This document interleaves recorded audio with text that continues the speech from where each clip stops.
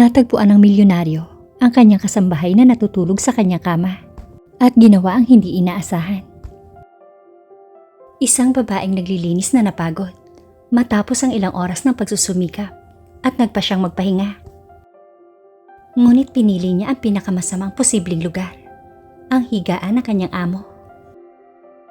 Isang tao na nagkataon ay isang reserbadong bilyonaryo na ayaw makipag-ugnayan sa sinuman.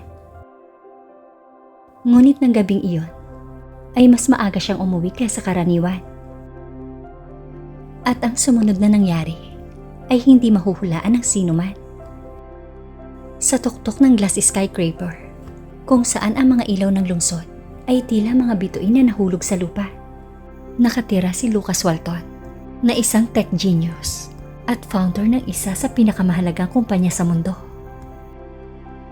Sa edad na 36, siya ay nasa mga cover ng magazine, nananalo ng mga parangal at tinanghal na Entrepreneur of the Year. Pero wala sa mga cover na yon ang nagpakita kung ano talaga ang nasa loob niya. Isang tahimik na kalungkutan ang bumasag sa kanya. Ang kanyang penthouse ay may 6 na palapag na may 360-degree na view ng skyline at teknolohiya mula sa ibang mundo. Voice-activated color change walls, wine-serving robots, and blinds worth a fortune. Kaya naman may isang mahigpit na panuntunan si Lucas. Makakapagtrabaho lang ang tagalinis kapag wala siya sa bahay. Walang contact, walang pag-uusap, tanging katahimikan at kahusayan. Hanggang sa isang malamig na Miyerkules ng umaga, ay dumating si Carmela sa 45th floor para linisin ang unit sa unang pagkakataon. Siya ay isang single mother ng isang 5 taong gulang na batang lalaki. Bakas ang itim sa gilid ng kanyang mga mata habang pinagmamasdan ang isang resume na puno ng mga pansamantalang trabaho. Nang bumukas ang pinto ng elevator, ay halos hindi siya makapaniwala. Mga Italian marble na sahig na kumikinang na parang salamin.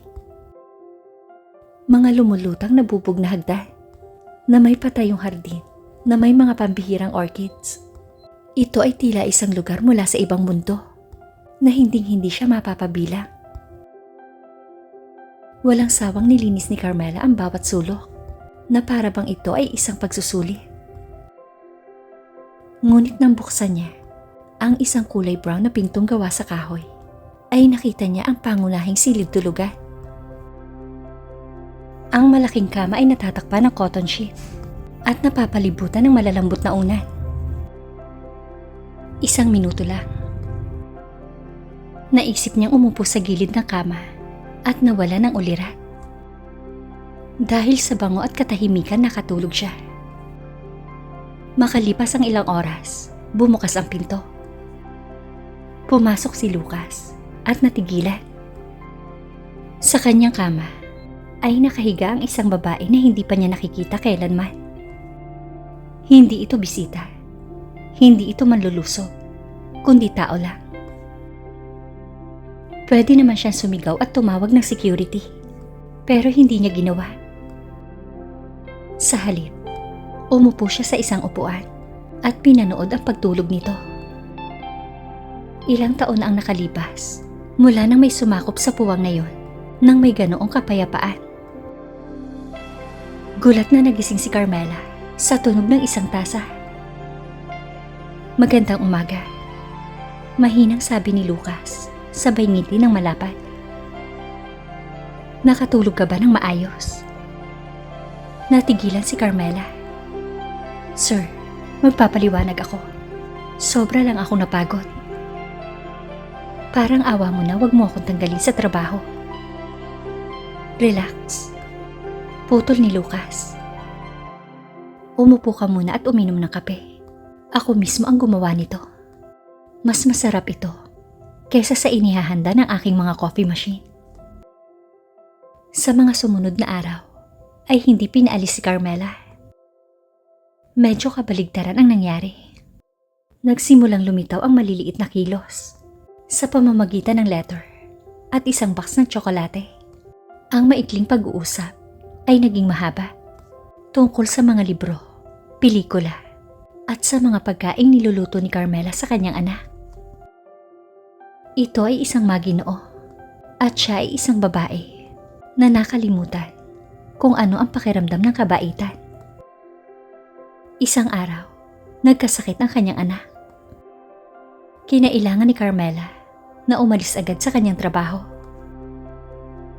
Hindi lang ipinahiram ni Lucas ang kanyang sasakyan, kundi pati na rin ang kanyang driver. Ngunit ng sumunod na linggo, ay naghanda siya ng isang silid para sa batang lalaki na puno ng mga laruan. Pumasok kayo. Sabi niya na parang ito na ang pinakanatural na bagay sa mundo. Pagkalipas ng mga buwan, ginulat ni Lucas ang mundo sa pamamagitan ng pag-aanunsyo na idudonate niya ang kalahati ng mga kita ng kanyang kumpanya upang lumikha ng isang pundasyon na sumusuporta para sa mga single mother sa karangalan ni Carmela. Nang tanungin kung bakit, sumagot siya. Dahil kung minsan, ang tunay na revolusyon ay nagsisimula kapag ang isang tao ay maglakas loob na magpahinga sa isang lugar na hindi nila pinaniniwala ang pag-aari nila. At sa kapahingahang iyon, ay muling natuklasan nila ang kanilang pagkatao.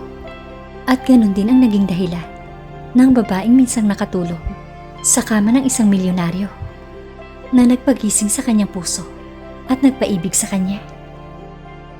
Ang dating reserbadong lalaki ay ikinasal kay Carmela at pinalaki ang anak nito bilang kanyang tunay na anak.